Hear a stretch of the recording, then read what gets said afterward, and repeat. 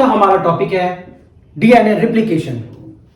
तो Watson and Crick ने जब अपना double helix model of DNA present किया, उसके जस्ट बाद उन्होंने एक स्कीम प्रेजेंट करी for the DNA replication, and this is known as semi conservative replication of DNA.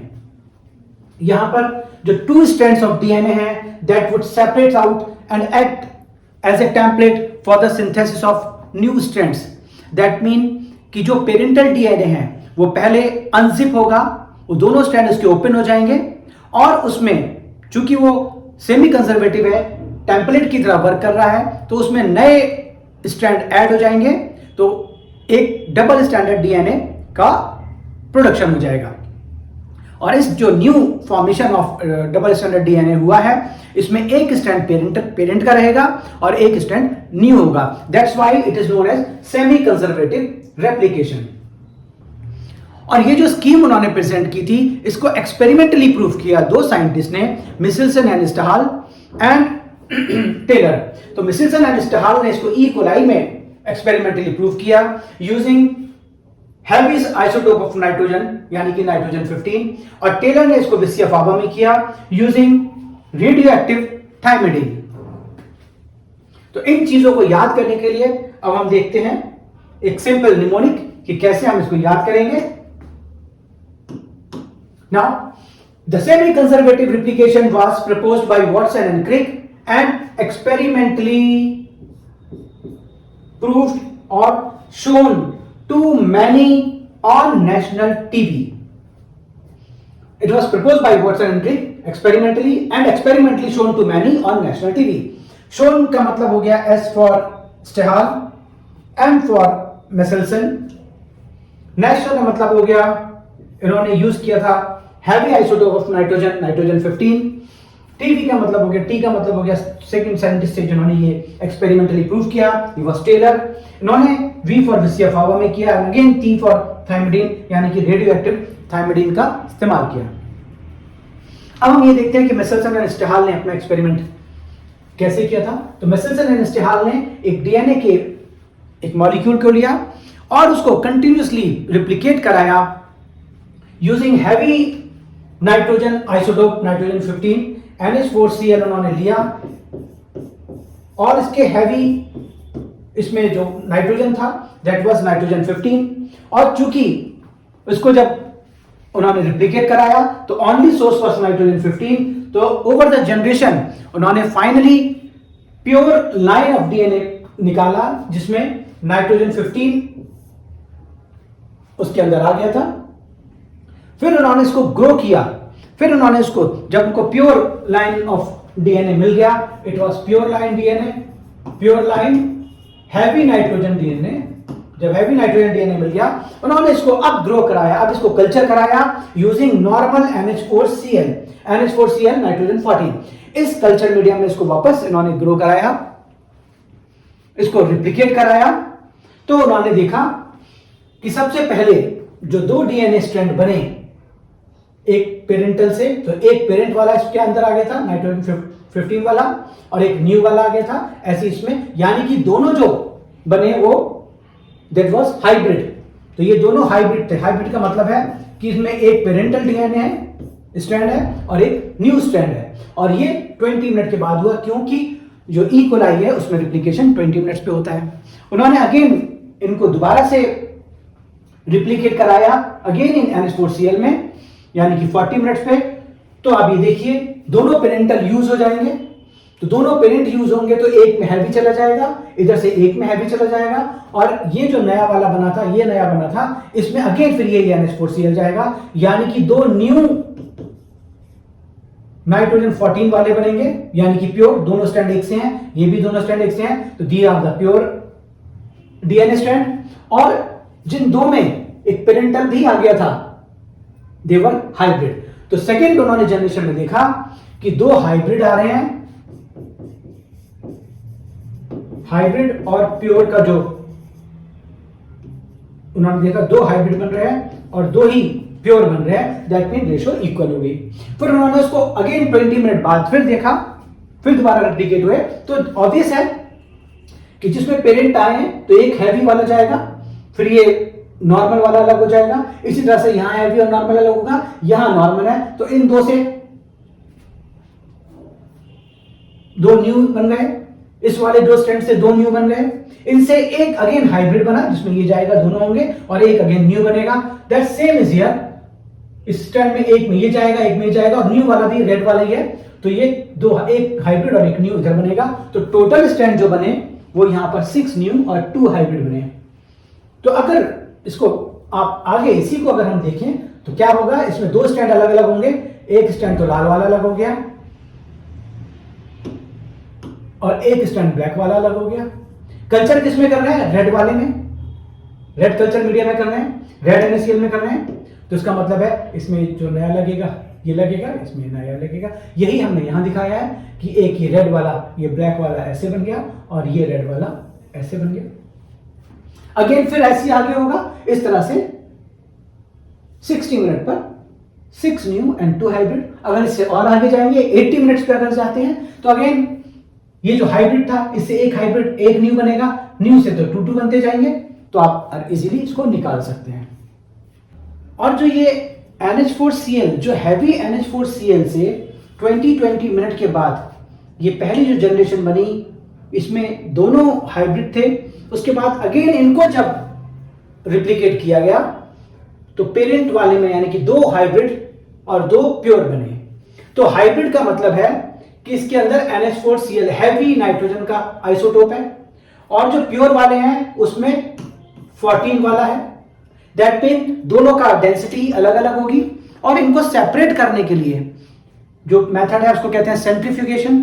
तो सेंट्रीफ्यूगेशन इसका जो नया जो भी फाइनल प्रोडक्ट बना है जिसमें हाइब्रिड और प्योर DNA स्ट्रैंड दोनों हैं, इसको सेंट्रीफ्यूग किया जाता है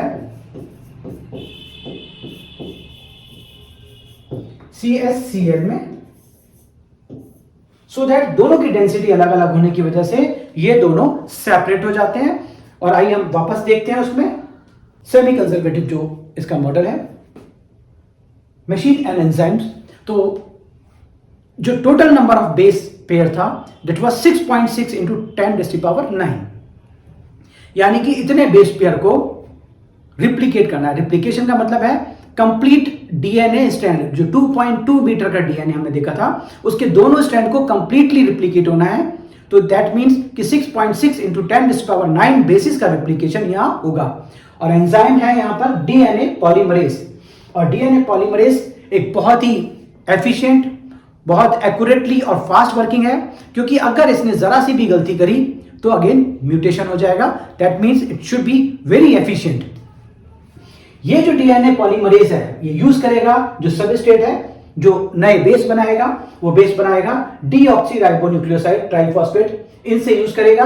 तो इसमें 2 फॉस्फेट है, ट्राइफॉस्फेट है, तो 2 फॉस्फेट एनर्जी देंगे और एक फॉस्फेट इसके साथ जुड़ के न्यूक्लियोटाइड बनाएगा। तो न्यूक्लियोटाइड सबस्ट्रेट भी मिल गया और एनर्जी भी मिल गई। तीसरा ये है कि ये जो एंजाइम है DNA पॉलीमरेज, इसके साथ एक खास बात यह है कि ये जो नया स्ट्रैंड बनाएगा इसकी जो पोलैरिटी होगी वो 5:3 होगी। पोलैरिटी 5:3 का मतलब क्या होता है? पोलैरिटी 5:3 का मतलब है अगर ये DNA पॉलीमरेज है और इसने एक नया स्ट्रैंड यहां से चल के यहां तक बनाया, दैट मीन्स कि पोलैरिटी 5:3 का मतलब है कि जो स्टार्टिंग पॉइंट होगा वो 5 एंड होगा। 5 एंड का मतलब क्या होता है? यानी यहां पे फ्री फॉस्फेट ग्रुप होगा और जो लास्ट पॉइंट है जो जहां पे वर्किंग खत्म करेगा वहां 3 एंड आएगा, that is known as 3 end, क्योंकि यहां पर OH आएगा, फ्री OH आएगा। तो दैट मीन जब भी ये नया स्ट्रैंड बनाएगा DNA पॉलीमरेज तो उसका स्टार्टिंग पॉइंट पे फॉस्फेट होगा यानी 5' होगा और एंड पॉइंट पे OH होगा यानी कि 3'। तो इसकी पोलैरिटी हमेशा 5:3 रहती है। इसके बाद इसमें और भी बहुत सारे एंजाइम होते हैं। One more important enzyme is ligase, जो भी हम देखेंगे कि कहां वर्किंग करेगा, उसको आगे हम देखते हैं। फिर अब इसके आगे जैसे ही हमें मालूम है कि DNA के 2 स्ट्रैंड हैं, तो 2 स्ट्रैंड हैं चूंकि दोनों एक दूसरे के कॉम्प्लीमेंट्री हैं, और यह भी देखा था हम लोगों ने कि एंटी पैरेलल है, यानी कि उनकी पोलैरिटी रिवर्स रहती है। अगर एक स्ट्रैंड DNA का 3:5 ऐसे है तो दूसरा स्ट्रैंड अपोजिट में लगेगा 5:3। तो तो ये हमारा नॉर्मल डीएनए होता है, एंटी पैरेलल पोलैरिटी होती है, 2 स्ट्रैंड का है। अब इसका रेप्लिकेशन डीएनए पॉलीमरेज कैसे करेगा ये हम देखते हैं। अब डीएनए पॉलीमरेज, अब चूंकि स्ट्रैंड को अलग करना है तो it is very energy consuming, इसलिए ये प्रोसेस यानी कि पूरे के पूरे डीएनए को एक बार में ओपन नहीं किया जाता है। इनफैक्ट छोटे छोटे पार्ट को ओपन किया जाता है, और जो ओपन वाला पार्ट होता है that is known as replication fork. और ये जिस जगह पे ओपन किया जाता है उस जगह को, उस पॉइंट ऑफ स्टार्ट को कहते हैं ओरी। तो ओरी पर एक रिप्लिकेशन फॉर्क बनेगा, that mean at the point of ओरी दोनों स्ट्रैंड थोड़े सा पार्ट उनका ओपन हो जाएगा और वहां से रिप्लिकेशन स्टार्ट होगा, बिकॉज पूरे एक साथ स्ट्रैंड को ओपन नहीं होना, एनर्जी बहुत ज्यादा लगानी पड़ेगी। तो अब अगर हम यहां देखते हैं इसका डायग्राम, देखिए ये हमारा एक डीएनए था, एक स्ट्रैंड की पोलैरिटी है 3:5, दूसरे स्ट्रैंड की पोलैरिटी है 5:3। 3 का मतलब है यहां फ्री OH है, 5 का मतलब है फ्री फॉस्फेट है। ऐसे स्ट्रैंड पे यहां पे 5 है क्योंकि एंटी पैरेलल है। ये वो पॉइंट है ओरी जहां पर ये स्ट्रैंड ओपन होंगे, दोनों स्ट्रैंड जो सीधे जा रहे थे उनको ओपन कर दिया गया, इनके बीच के जो बॉन्ड थे ए टी और GC को उनको ओपन कर दिया गया, दोनों स्ट्रैंड को आपस में एक दूसरे से फ्री कर दिया गया, and this point is known as, now it is known as replication fork. अब डीएनए पॉलीमरेज वर्क करेगा, तो डीएनए पॉलीमरेज की वर्किंग की क्या स्ट्रेटेजी है? डीएनए पॉलीमरेज जो अपना स्ट्रैंड बनाएगा वो 5:3 पे बनाएगा, दैट मीन उसका जो स्ट्रैंड बनेगा वो 5:3 वाली डायरेक्शन पे बनेगा। अब अगर हम यहां स्ट्रैंड देखें, इस वाले स्ट्रैंड को देखें तो ये इसका 3' स्ट्रैंड है। तो अगर डीएनए पॉलीमरेज इस पे वर्क करेगा तो वो इस पॉइंट से वर्क करेगा क्योंकि उसका स्टार्टिंग पॉइंट 3 देगा फाइनली और एंड पॉइंट 3 देगा। तो स्टार्टिंग पॉइंट ने 5 दिया और एंड पॉइंट ने 3 दिया, तो एक स्ट्रैंड पर डीएनए पॉलीमरेज वर्क करेगा फ्रॉम हियर टू हियर। लेकिन दूसरे स्ट्रैंड में चूंकि ये ऑलरेडी 5' एंड है तो यहां पर डीएनए का पॉलीमरेज जो अपना स्ट्रैंड बनाए उसका 3 एंड आना चाहिए। तो इसका मतलब है इस पे जो डीएनए पॉलीमरेज वर्क करेगा वो फ्रॉम हियर टू हियर करेगा, सो दैट इधर जहां खत्म कर रहा है वहां उसका 3' एंड आए। तो देखिए वर्किंग, देखिए एक जगह पर वो यहां से स्टार्ट करके अंदर की तरफ जा रहा है, दूसरी जगह जहां पर एंड हो रहा था वहां से बाहर की तरफ आ रहा है। अब दोनों में स्ट्रैंड बन गया।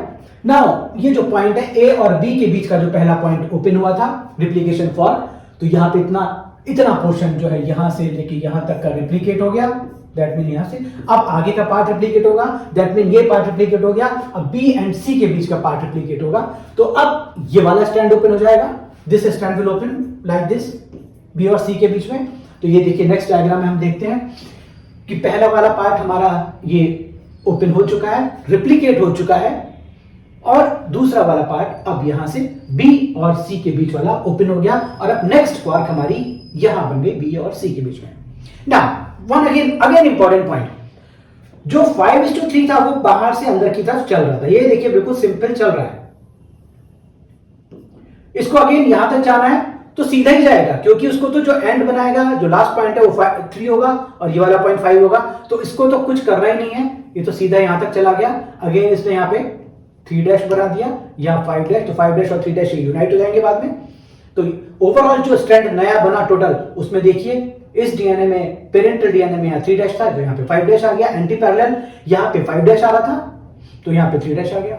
लेकिन अब अगर इस वाले स्ट्रैंड को देखें आप, इसमें डीएनए जहां फॉर्क ओपन हो रही थी उससे बाहर की तरफ, उससे दूर जा रहा था, अब फॉर्क यहां पे ओपन हो गई, तो अब क्या होगा? अब ये डीएनए तो आगे बढ़ेगा नहीं, ऐसे रिवर्स तो जाएगा नहीं। अब ये डीएनए जो ये पॉइंट है इसका, यहां से जंप करके पॉइंट सी पे आएगा, और पॉइंट सी पे आने के बाद फिर अगेन ये 5:3 बनाना है इसको, अब ये यहां से वर्किंग शुरू करेगा ऐसे, और ये स्ट्रैंड इसका जो ये वाला स्ट्रैंड है ये 5' होगा, और जो इसने नया बनाया वो 3' होगा। इसी तरह से जब ये नेक्स्ट पार्ट, ये वाला पार्ट रिप्लिकेट होगा, ये ओपन होगा, तो ये डीएनए यहां से जंप करके फिर यहां आ जाएगा। यानी कि एक स्ट्रैंड जिसकी पोलैरिटी 3:5 है, सॉरी 5:3 है, और एक स्ट्रैंड जिसकी पोलैरिटी 3:5 है, तो जो 3:5 है उस पर डीएनए कंटिन्यूस बनता जा रहा है, और जिसकी पोलैरिटी 5:3 की तरफ जा रही है उस पे ये फ्रेगमेंट्स में बन रहा है। पहले इतना फ्रेगमेंट बन गया, फिर ये जंप करके पीछे गया, उसने फिर इतना फ्रेगमेंट बनाया, फिर ये जंप करके यहां आएगा, फिर इतना फ्रेगमेंट बनाएगा। That mean it is non continuous. तो 3:5 वाले स्ट्रैंड पे जो डीएनए पॉलीमरेज है, ये जो नया स्ट्रैंड बना रहा है, दैट इज कंटिन्यूअस। और 5:3 स्ट्रैंड वाले पे जो डीएनए बन रहे हैं, ये पीसेस में बन रहे हैं। देखिए ये पीसेस में बन रहे हैं, they are discontinuous. And these fragments are known as Okazaki fragment. और फिर फाइनली जब ये पूरी तरह से ओपन हो जाता है, पूरे का पूरा डीएनए रेप्लिकेट हो जाता है, तो ये जितने भी फ्रेगमेंट्स थे, इस तरह से जितने फ्रेगमेंट्स होंगे, they are united by enzyme, जो हमने पहले देखा था, लाइकेज।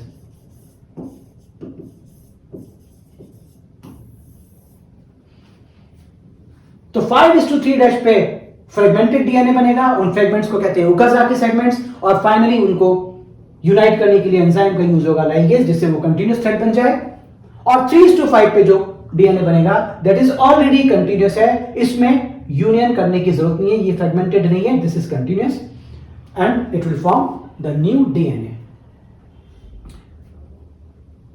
इसके बाद नेक्स्ट टॉपिक पे हम आएंगे नेक्स्ट क्लास में। आज की इस क्लास के लिए इतना ही। Thank you for watching. Thank you very much.